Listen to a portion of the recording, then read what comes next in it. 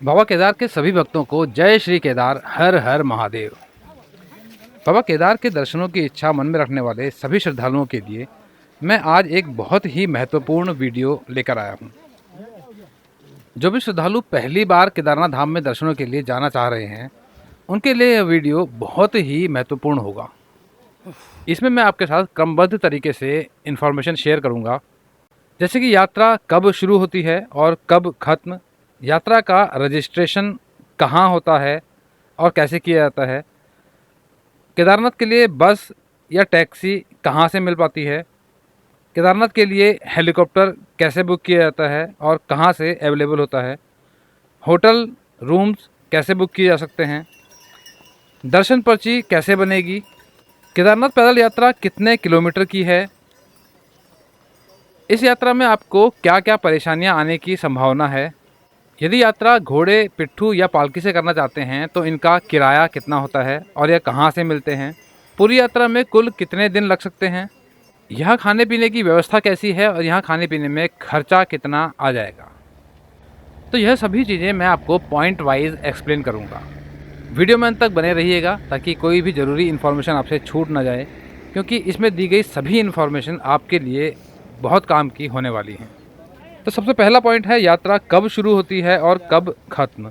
तो अमूमन यात्रा अप्रैल के लास्ट वीक में या मई के पहले हफ्ते में शुरू होती है और अक्टूबर के लास्ट वीक में या नवंबर के फर्स्ट वीक में यात्रा ख़त्म हो जाती है। यानी केदारनाथ की यात्रा 6 महीनों तक के लिए चलती है। दूसरी बात, यात्रा का रजिस्ट्रेशन कैसे और कहाँ से किया जा सकता है। तो केदारनाथ की यात्रा का रजिस्ट्रेशन ऑनलाइन या ऑफलाइन दोनों तरीक़ों से किया जा सकता है। इनमें ज़्यादा बेहतर तरीका है ऑनलाइन केदारनाथ यात्रा का रजिस्ट्रेशन करना, जिसके लिए आपको registration@touristcare.uk.gov.in पर जाना होता है और वहाँ पर यात्रा का रजिस्ट्रेशन करके रजिस्ट्रेशन स्लिप डाउनलोड करनी होती है। और केदारनाथ यात्रा के लिए रजिस्ट्रेशन मैंडेटरी है, यानी रजिस्ट्रेशन के बिना आप केदारनाथ यात्रा पर आगे नहीं जा पाएंगे। केदारनाथ का रजिस्ट्रेशन आप व्हाट्सएप नंबर के द्वारा या मोबाइल ऐप के द्वारा भी कर सकते हैं। और यदि आप ऑफलाइन रजिस्ट्रेशन करना चाहते हैं तो इसके लिए हरिद्वार, ऋषिकेश और सोनप्रयाग में काउंटर्स बने होते हैं, जहां पर आप फिज़िकली जाकर रजिस्ट्रेशन कर सकते हैं। तीसरा पॉइंट है केदारनाथ के लिए बस या टैक्सी कहां से मिलती है। तो केदारनाथ के लिए बस आपको हरिद्वार या ऋषिकेश से आसानी से उपलब्ध हो जाएगी और टैक्सी भी आपको हरिद्वार और ऋषिकेश दोनों ही जगहों से मिल जाती है। लेकिन यह बस और टैक्सी आपको केदारनाथ मंदिर तक नहीं ले जाती, क्योंकि वह एक पहाड़ी क्षेत्र है और वहाँ पर रोड ट्रांसपोर्ट नहीं जा सकता। तो बस और टैक्सी से आप सोनप्रयाग तक आ सकते हैं। सोनप्रयाग से आगे आपको गौरीकुंड तक आना होता है, जहाँ के लिए आपको लोकल टैक्सी मिल जाती है। सोनप्रयाग से गौरीकुंड की दूरी लगभग 5 किलोमीटर और गौरीकुंड से केदारनाथ मंदिर तक के लिए पैदल रास्ता उपलब्ध है, जो कि लगभग 17 से 20 किलोमीटर का है। अगला पॉइंट है कि आप हेलीकॉप्टर से इस यात्रा को किस प्रकार से कर सकते हैं। यदि आप केदारनाथ की यात्रा हेलीकॉप्टर से करना चाहते हैं तो इसके लिए आपको हेलीकॉप्टर टिकट्स ऑनलाइन बुक करने पड़ेंगे, जिसके लिए आपको heliYatra.irctc.co.in पर जाना होता है, जहां पर आप ऑनलाइन पेमेंट करके हेलीकॉप्टर के टिकट्स बुक कर सकते हैं। केदारनाथ के लिए हेलीकॉप्टर्स 3 स्थानों से उड़ान भरते हैं, जिनमें एक है गुप्तकाशी, दूसरा है फाटा और तीसरा है सिरसी। इन तीनों जगहों से हेलीकॉप्टर का किराया आपको स्क्रीन पर दिख रहा होगा। अगला पॉइंट है केदारनाथ के लिए होटल्स आप कैसे बुक कर सकते हैं। यदि आप GMVN यानी गढ़वाल मंडल विकास निगम के होटल्स बुक करना चाहते हैं तो आपको gmvnonline.com पर जाना होगा और वहां पर आप होटल्स बुक कर सकते हैं। और यदि आप GMVN के होटल बुक नहीं करवा पाते हैं तो केदारनाथ में लोकल टेंट्स भी अवेलेबल होते हैं, जिनकी आप ऑन द स्पॉट बुकिंग करके वहां पर स्टे कर सकते हैं। कोशिश कीजिएगा केदारनाथ के लिए होटल्स या टेंट्स से ऑनलाइन बुक करवा कर ही वहां जाएं, अन्यथा वहां पर स्टे की काफ़ी परेशानियां देखने को मिलती हैं। अगला पॉइंट है केदारनाथ मंदिर में दर्शनों के लिए पर्ची कहां से बनती है और कैसे बनती है। केदारनाथ पहुंचने पर आपको दर्शन पर्ची बनवानी पड़ती है, जिसके लिए आपको रजिस्ट्रेशन दिखाकर पर्ची इशू की जाती है। इसके लिए केदारनाथ मंदिर के पास ही काउंटर्स बनाए जाते हैं जहाँ पर दर्शन पर्ची इशू की जाती है। अगला पॉइंट है यहाँ पर मौसम कैसा होता है। तो यहाँ पर मई जून के महीने में मौसम ठीक होता है, जहाँ पर बहुत अधिक ठंड नहीं होती और ना ही ज़्यादा बारिशें होती हैं।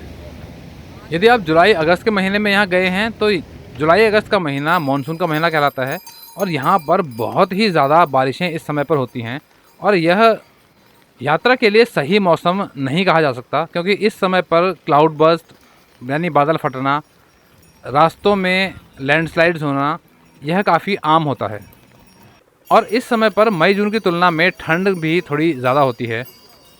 अब यदि आप सितंबर अक्टूबर में यहाँ पर आते हैं तो यहाँ पर बहुत ही ज़्यादा ठंड होती है, क्योंकि अक्टूबर के महीने में यहाँ पर स्नोफॉल भी हो जाता है। तो यदि आप सितंबर अक्टूबर के महीने में यहाँ पर आते हैं तो ठंड से बचने का पूरा बंदोबस्त करके आइएगा। अगला पॉइंट है आपको यहाँ पर किस प्रकार की स्वास्थ्य संबंधी परेशानियाँ आ सकती हैं। केदारनाथ लगभग 11,000 फीट की ऊंचाई पर स्थित है, यानी एक हाई एल्टीट्यूड एरिया है, इसलिए यहाँ पर ऑक्सीजन की मात्रा काफ़ी कम होती है। तो यहाँ पर कुछ लोगों को लो ऑक्सीजन की वजह से काफ़ी स्वास्थ्य की समस्याएं आ जाती हैं।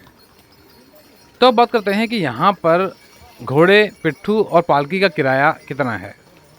वैसे तो यहाँ पर घोड़े, पिट्ठू और पालकी के किराए सरकार द्वारा फिक्स किए गए हैं और सरकार द्वारा तय किए गए यह किराए आपको स्क्रीन पर दिख रहे होंगे, लेकिन फिर भी यहाँ पर श्रद्धालुओं द्वारा यह समस्या देखने को मिलती है कि यहाँ पर घोड़े, पिट्ठू और पालकी के किराए काफ़ी ज़्यादा डिमांड किए जाते हैं, जो कि सरकार द्वारा तय दरों से बहुत अधिक होते हैं। और ऐसा अक्सर तब देखने को मिलता है जब यहाँ पर यात्रियों की संख्या बहुत ज़्यादा होती है। अगला पॉइंट है कि यात्रा में कितने दिन का समय लग जाता है।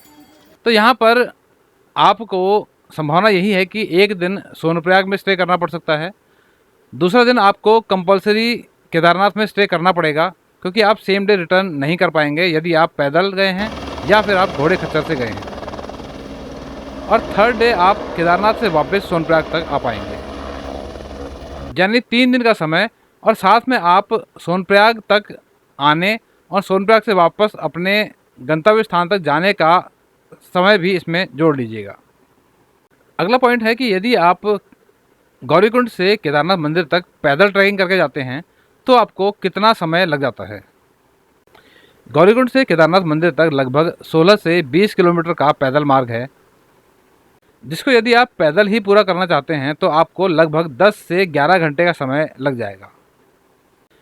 अगला पॉइंट है कि पैदल मार्ग में आपको खाने पीने का सामान कहाँ कहाँ पर मिल जाता है और व्यवस्था कैसी है। तो पैदल मार्ग में आपको जगह जगह पर खाने पीने का सामान आसानी से उपलब्ध हो जाता है, जिसकी कॉस्ट कई बार थोड़ी ज़्यादा होती है। तो पैदल मार्ग में आपको जंगल चट्टी, रामबाड़ा, छोटी लिंचोली, इन क्षेत्रों में खाने पीने की दुकानें मिल जाती हैं। रामबाड़ा तक आपको बहुत से छोटे झरने भी मिल जाते हैं जिनमें आप पीने का पानी भर सकते हैं, लेकिन रामबाड़ा के बाद यदि आपको पीने का पानी की ज़रूरत होती है तो आपको यहाँ पर बॉटल्ड वाटर खरीदना पड़ सकता है, और यहाँ पर पानी के 1 लीटर बॉटल की कीमत 90 रुपये तक भी होती है। तो मैंने यहाँ पर कम शब्दों में पूरी यात्रा की डिटेल्स बताने की कोशिश की हैं और उम्मीद करता हूँ कि आपको ये डिटेल्स पसंद आई होंगी। तो अब मैं अपनी वाणी को विराम देता हूँ। वीडियो यदि पसंद आया हो तो वीडियो को लाइक और शेयर ज़रूर कीजिएगा। नई जगह और नई जानकारी के साथ मैं आपसे फिर मिलूँगा एक नई वीडियो में।